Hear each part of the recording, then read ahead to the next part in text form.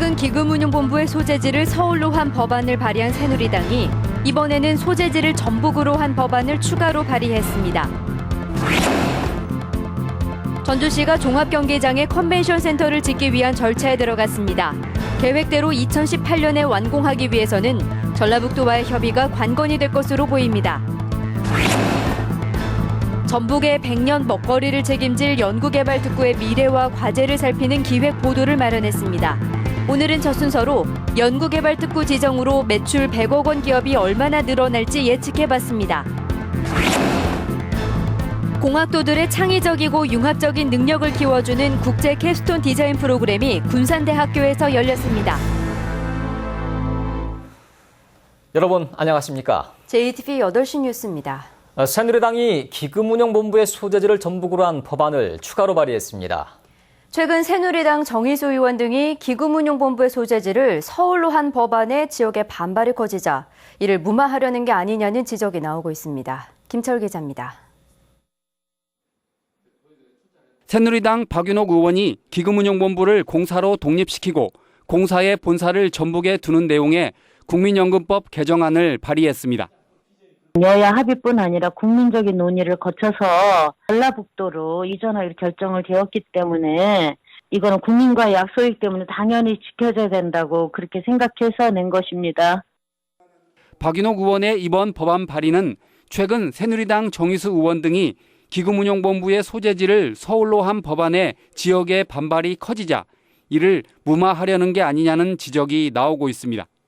이로써 기금운용본부의 독립 관련 법안은 모두 4개로 늘어났습니다.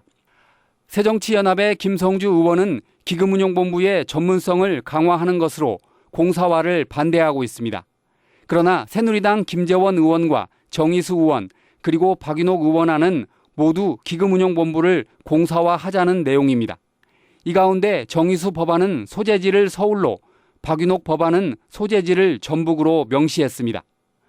전라북도는 새누리당의 법안이 모두 공사화와 관련된 만큼 새누리당이 공사화를 공론화한 뒤 소재지를 서울로 바꾸진 않을까 우려하고 있습니다.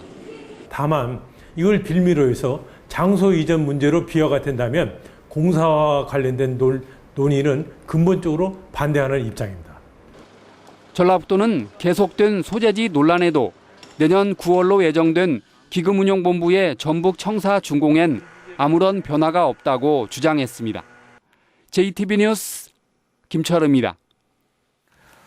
전주시가 종합경기장에 컨벤션 센터를 짓기 위한 절차에 들어갔습니다. 최대한 서둘러 2018년 말까지 완공한다는 계획입니다. 전라북도와의 협의가 최대 관건입니다. 권대성 기자가 보도합니다. 전주시가 종합경기장 한쪽에 컨벤션 센터를 짓는 계획을 고시했습니다. 규모는 지하 1층, 지상 4층으로 590억 원을 투자합니다. 사업비는 정부와 전주시가 절반씩 부담합니다. 국내에 대규모 행사를 위한 기반 시설을 구축하여 고부가 가치 산업인 마이스 산업 활성화를 통하여 우리 지역의 우수한 문화 관광 자원과 더불어 지역 경제 성장에 크게 기여할 것으로. 전주시는 내년 8월 착공해 오는 2018년 말에 완공하기 위해 늦어도 내년 2월까지는 시공업체를 선정할 계획입니다. 원활한 추진의 관건은 전라북도와의 협의 과정입니다. 전주시가 시공업체를 선정하려면 전라북도의 심의를 거쳐 입찰 방법을 결정받아야 합니다. 전라북도는 이때 전주시가 약속했던 대체경기장 건립계획을 따져보겠다는 방침인데 전주시가 지난달 건립계획을 바꾸면서 절차를 새로 밟아야 해 변수가 되고 있습니다. 저희 전라북도에서는 투영자 심사를 비롯한 각종 행정 절차를 이행을 했는지 그 문제에 대해서 검토할 예정에 있습니다. 전주시는 컨벤션 센터 건립 절차에 맞춰 바로 옆에 호텔을 지을 민간 사업자를 공개 유치할 계획입니다. JTB 뉴스 권대성입니다. 2017년 20세 이하 월드컵 개최 후보 도시인 전주시가 내일 대한축구협회의 사전 현지 실사를 받습니다. 대한축구협회는 내일 전주시를 찾아 경기장과 훈련장, 호텔과 의료 등 대회 개최 여건을 점검할 예정입니다. 개최 후보 도시는 9곳으로 대한축구협회의 사전 실사, 다음 달 4일 FIFA의 현장 실사를 거쳐 다음 달 22일 6곳이 최종 개최 도시로 결정됩니다. 지난주 전북 연구개발특구가 지정 고시됐습니다. 전주방송은 전북의 100년 먹거리를 책임질 연구개발특구의 미래와 과제를 살피는 기획 보도를 마련했는데요. 오늘은 그 첫 순서로 연구개발특구 내에 매출 100억 원 기업이 얼마나 늘어날지 예측해봤습니다. 하원우 기자입니다. 한방약재에서 추출한 원료로 건강 기능성 식품을 만드는 회사입니다. 올해 초 코스닥에 상장돼 시가총액이 1조 2천억 원에 이릅니다. 원자력 기술을 건강식품하고 화장품에 접목시킨다는 게 참 특이한 기술이거든요.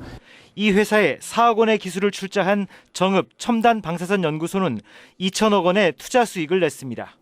전라북도 연구진의 능력을 보여준 겁니다. 2005년 대전 대덕 연구개발 특구 지정 당시 매출 100억 원 이상의 기업이 전무했지만 2013년엔 346개로 늘어났습니다. 전라북도 역시 연구개발 특구 지정으로 앞으로 10년 안에 매출 100억 원 기업이 200개 안팎으로 늘어날 것으로 기대하고 있습니다. 우리 도내에는 대덕 다음으로 많은 10개의 국립정보출연기관들을 가지고 있습니다. 이렇게 유수한 연구진과 기술을 가지고 있기 때문에 우리의 성공 가능성은 다른 특구보다도 더 높다고 볼 수가 있습니다. 전북 연구개발특구는 다른 특구와 달리 농생명과 탄소 융복합직으로 특화 분야가 확실합니다. 또 정부로부터 매년 100억 원의 연구개발비를 지원받게 됩니다. 기술력만 있다면 전북 연구소 기업의 성공 가능성은 무궁무진합니다. 다만 전북의 탄소 기업과 혁신도시 이전 기관들이 아직 정착 단계라 이들 기관들이 서로 힘을 합쳐 새로운 기술을 개발하는 게 과제로 남았습니다. JTB 뉴스 하원호입니다. 지난해 문을 연 전북 창조경제혁신센터가 한국산업기술진흥협회의 기업기술교류 지원사업의 주관기관으로 선정됐습니다. 전북 창조경제혁신센터는 앞으로 6개월 동안 한국탄소융합기술원, 전북대, 전주대 등과 함께 탄소융복합 중소기업을 상담한 뒤 현장의 문제점을 지원한다고 밝혔습니다. 사업비 13조 원의 서남해 해상풍력단지가 주민 반발로 어려움을 겪자 사업자인 한국해상풍력이 사업 방식을 전원개발 사업으로 바꾸는 방안을 추진하고 있습니다. 전라북도는 산업자원부가 사업자의 전원개발 사업 변경을 승인하면 주민 동의서가 필요 없기 때문에 사업 추진이 가능할 것으로 내다봤습니다.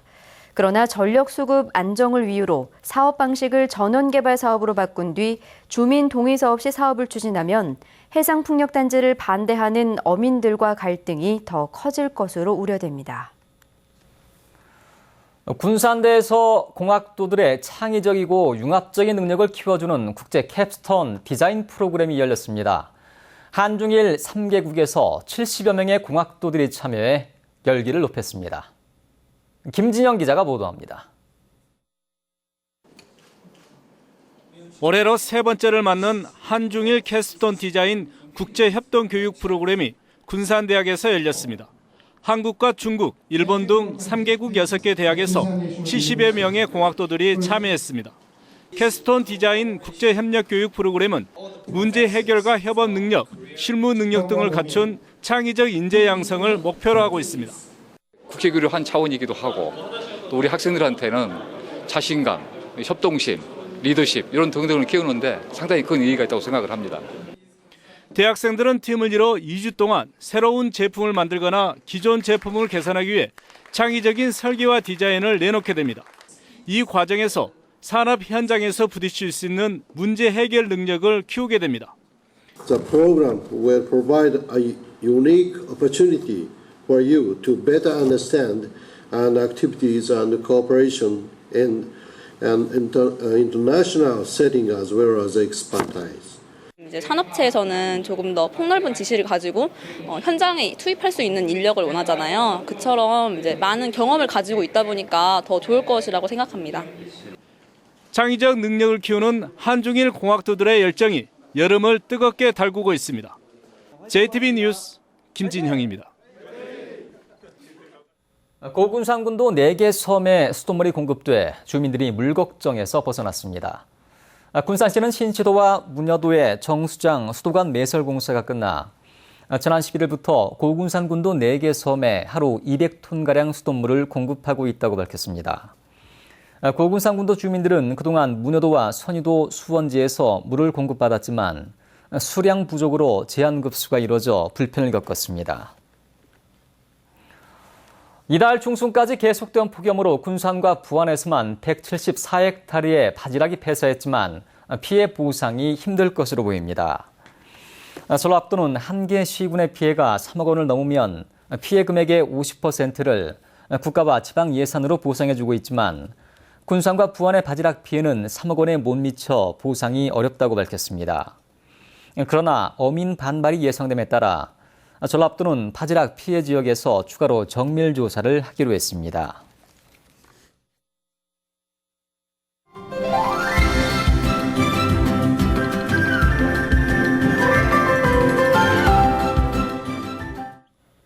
폭염의 기세가 누그러졌다고 하지만 한낮에는 여전히 30도를 웃도는 무더위가 이어지고 있죠. 이럴 때일수록 음식 관리에 더욱 신경을 써야 식중독 사고를 예방할 수 있습니다. 건강한 생활 송창용 기자입니다. 김중일 씨는 일주일 전부터 열이 나고 배가 아파 병원을 찾았습니다. 진단 결과 병명은 식중독으로 발생하는 장염이었습니다. 식중독에 걸린 원인이 정확히 밝혀지지 않았지만 음식을 잘못 먹기 때문인 것으로 추정됩니다. 열이 났을 당시에는 배가 많이 아프거나 그런 건 없었는데요. 열이 떨어지고 그 다음부터 이제 화요일 오후 지나고 수요일 오전부터는 이제 속이 많이. 올 들어 지난 6일까지 전북에서 발생한 식중독 환자는 217명에 이릅니다. 대부분 급식시설과 음식점에서 발생했습니다. 여름철 식중독을 일으키는 균은 주로 살모넬라균입니다. 닭고기와 계란에서 주로 번식합니다. 비브리오균 또한 주의해야 합니다. 익히지 않은 생선과 조개류를 먹거나 상처가 있는 상태에서 바다에 들어가면 감염되기 쉽습니다. 식중독 증상이 나타났다면 생과일과 커피 등 위장을 자극하는 음식을 피하고 물을 충분히 마시는 게 좋습니다. 본인의 면역력에 의해서 치료가 되는 경우가 대부분입니다. 그렇지만 예를 들어 증상에 발열이 있다든지 복통이 심하다든지 또는 설사가 잘 조절이 안 된다든지 병원 응급실에 오셔가지고 적절한 치료를 받으셔야만 더 심한 과정으로 이양하는 것을 막을 수가 있겠습니다. 여름철에 식중독에 걸리지 않기 위해선 음식 관리가 중요합니다. 모든 음식을 익혀서 먹고 물은 끓여 먹어야 합니다. 남은 음식은 냉장 보관이 기본입니다. JTB 뉴스 송창용입니다. 전라북도 공무원 노조가 갑질 논란을 빚은 정진세 도의원의 자진 사퇴를 촉구했습니다. 공무원 노조는 지난주 새정치민주연합 윤리심판원이 정진세 의원에 대해 내린 당원 자격 1년 정지는 솜방망이 처분이라며 전라북도 의회의 명예와 신뢰를 떨어뜨린 장 본인이 공개 사과하고 스스로 물러나야 한다고 주장했습니다. 전북장애인교육권연대는 2014년 전주의 한 특수학교에서 발생한 성폭력 사건과 관련해 전북교육청이 특별감사를 냈지만 솜방망이 처벌에 끝났다며 제19 감싸기라고 비판했습니다.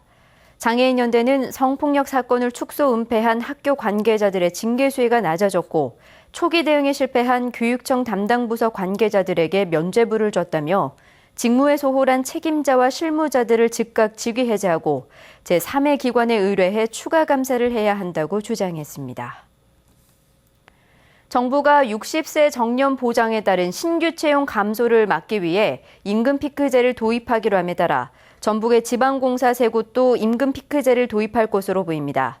전라북도는 전북개발공사와 전주시 시설관리공단 그리고 장수 한우지방공사 등 3곳이 다음 달까지 임금 피크제 도입 계획을 세울 것이라고 밝혔습니다.